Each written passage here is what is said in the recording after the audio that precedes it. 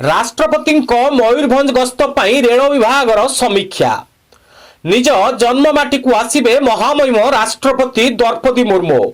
मयूरभंज जिले में राष्ट्रपतिଙ୍କ 2 दिनियार गस्त कार्यक्रम रही। मयूरभंज जिलार बांगिरपोशी ठारे महामहिम राष्ट्रपतिଙ୍କ द्वारा मयूरभंज जिलार बुढ़ामारा, चाकुलिया, बांगिरपोशी, गोरुमईसियाणी, बादाम पहाड़ और केन्दुझर को हेबाकु थिबा नूतन रेलपथ निर्माण कार्यर शिलान्यास करिवे राष्ट्रपति। एही कार्य आसंता 7 तारिख रे हेबाकु स्थिर करा जायछि।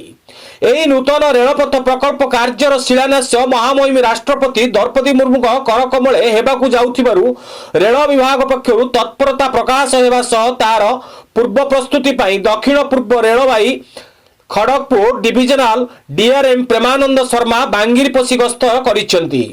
डीआरएम को सह रेल विभाग अनेक विभागीय अधिकारी एवं स्थानीय प्रशासन अधिकारी आलोचना करिसेंती।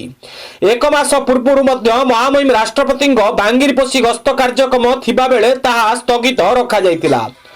बारिपदारु चंद्रा राय हांसदा रिपोर्ट अनुध्यान टीवी।